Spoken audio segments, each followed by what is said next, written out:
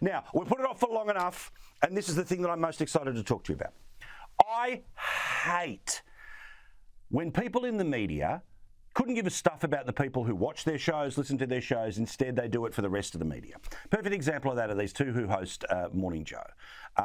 They are slicker than slick and sicker than sick, right? These are people who, at the time, married to different people, happened to fall in love with each other and then form this sort of new super union of ego. Imagine the number of mirrors in their homes just to simply get a little glance at themselves. I know, hopefully not in one room, but you get my point. There's plenty of reflective surfaces of which they are impressed by in their own homes.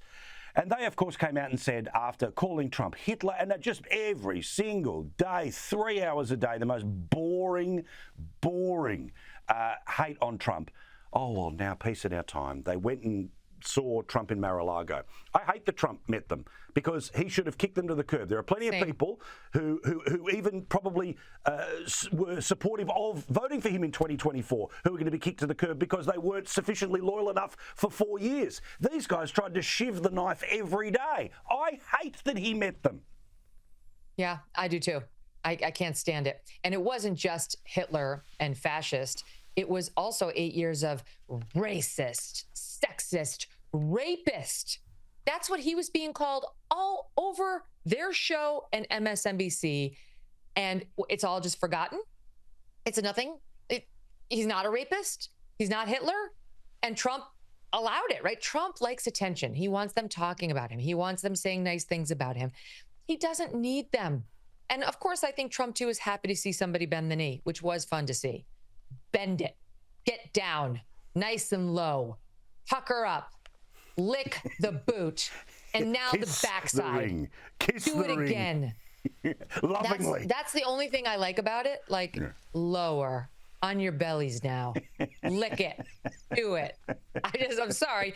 That's the only thing I'm enjoying about this. And then slither back to your studio and try to tell your audience that you convinced they just elected Hitler and a rapist, that, why wouldn't we talk to him? Now he's worth talking to. Yeah. It's about two things. One, their ratings are in the toilet. They've beyond circled the bowl. They've lost half of their audience, and they're doing what they can to generate interest in the show. And Trump is a ratings machine. And so they're excited about the possibility of maybe a Trump interview, which everybody will watch, and they'll be relevant, and they'll be talked about again, and they can save their multi-million-dollar contracts because they won't be fired because they'll generate ratings. And the second thing, and I actually think these are in reverse order, because the second thing I think is the most important to these two, and it is the access to power that they crave. And this is what I find so unattractive, Paul.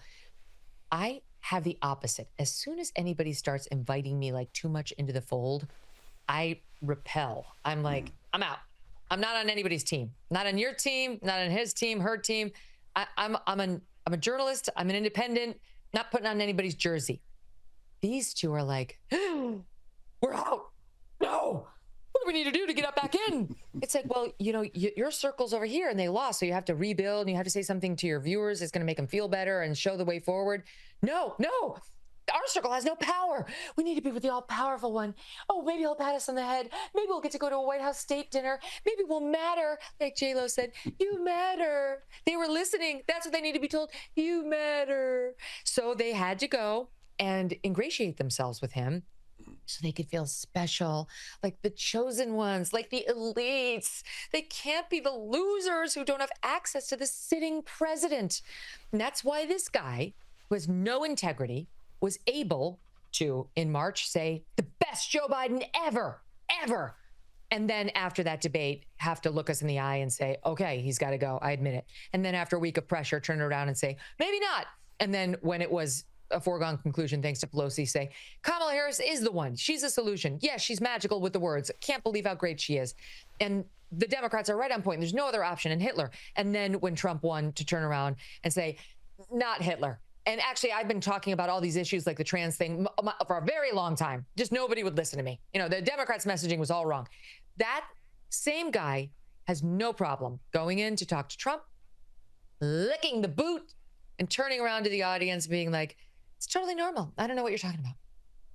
Yeah, he is just, I mean, he is so up himself, and she's just lost the plot a very long time ago. But do you remember? She's an idiot. That's the other thing. She's a dope. Yes. And by the way, she's constantly lecturing us about women's rights. Like she's progressive.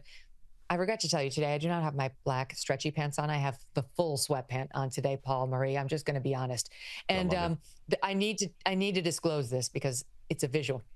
So this Miss champion, Miss Feminist, they were on the cover of, was it New York Magazine 10 years ago? And you have a picture of the two of them where Joe Scarborough is like this. I think he might have his feet up on the table. It's like a power pose for him. And she is up there. This isn't, I'm not dressed for this, but I'm going to show you. Okay. Yeah, commit. Thank you. On the desk. Like this.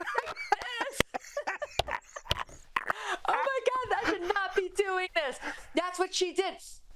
And he's sitting there in the power position like, yeah, do it, baby. Pose. Yeah. Show him your brain.